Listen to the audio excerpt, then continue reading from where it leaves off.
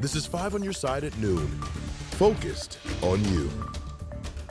Cloudy, breezy, and warm as we go on the air at noon. Here's a live look at City Park. Showers and thunderstorms are on the way. That happens later this afternoon.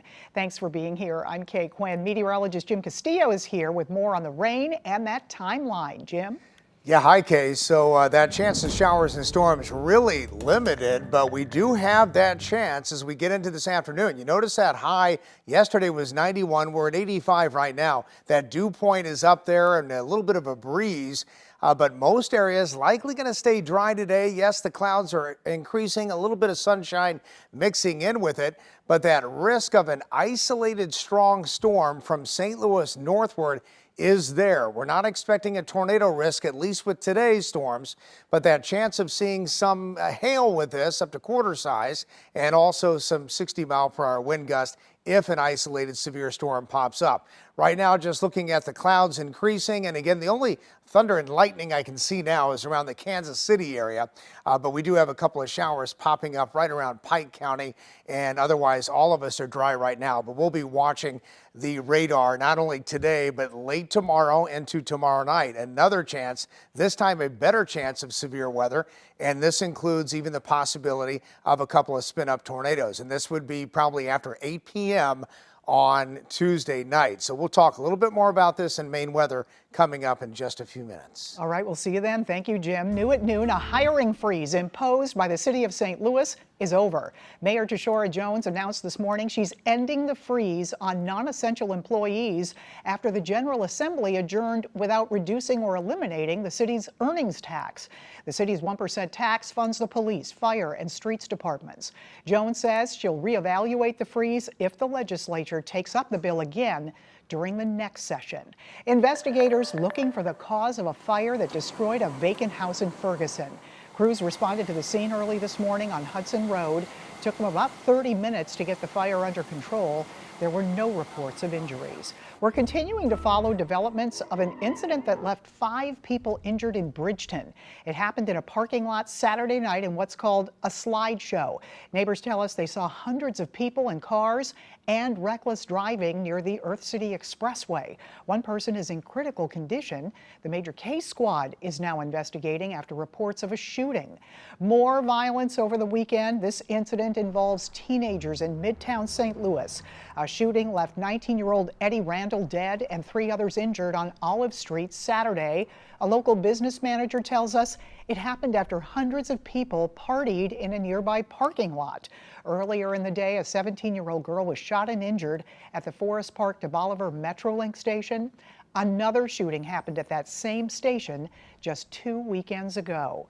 A shooting at a school graduation ceremony in Cape Girardeau leaves 2 people injured. Hundreds scattered when gunfire broke out inside the Show Me Center yesterday afternoon.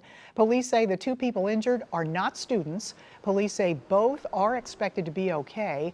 It all started with an altercation between 2 people. One person is in custody.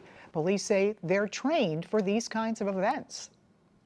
It's what we train for. It's what CMO DPS trains for. It's what every agency here trains for, is an incident where we need a reunification area for the students to get with their families. The superintendent of Cape Girardeau Public Schools says the ceremony will be rescheduled. Developing international news from overnight, confirmation that the president of Iran has been killed in a helicopter crash. NBC's Drew Petrimo has more on the possible implications in the Middle East. Breaking overnight, no signs of life in a helicopter crash carrying Iranian President Ibrahim Raisi, according to Iranian state media Monday morning. The president was returning from a visit to the Iranian border with Azerbaijan with a government delegation, including the foreign minister, when the helicopter he was traveling in made a crash landing, killing 9 passengers. They were commemorating the inauguration of a dam just 375 miles from the country's capital, Tehran. This morning, twisted metal, the charred remains of a helicopter, its partially intact tail, and bodies of the deceased are all that remains. At least 40 crews have been deployed to the area, including drones and search dogs. The nation's interior minister says restricted visibility due to poor weather is believed to be the cause of the crash. The Iranian cabinet held an emergency meeting on Monday following the announcement of Raisi's death, according to Iranian state media.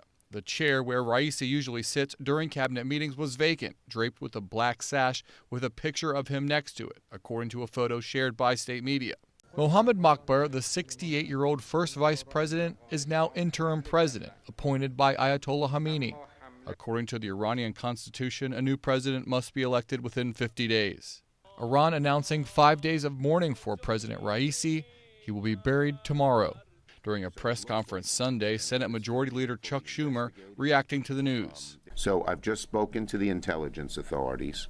At this point, there is no evidence of foul play. White House officials confirming yesterday that President Biden is being updated on the situation. Condolences have been coming in from some leaders around the world, including from Hamas, which released a statement calling the crash an unfortunate accident and painful tragedy.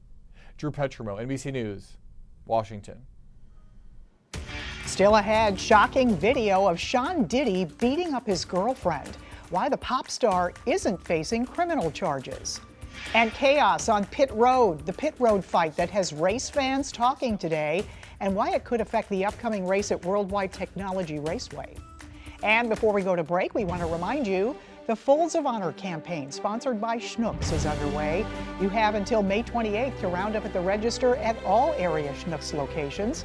Money raised goes towards scholarships for spouses and children of fallen and wounded service members and first responders. Five on Your Side is a proud partner of the Folds of Honor campaign.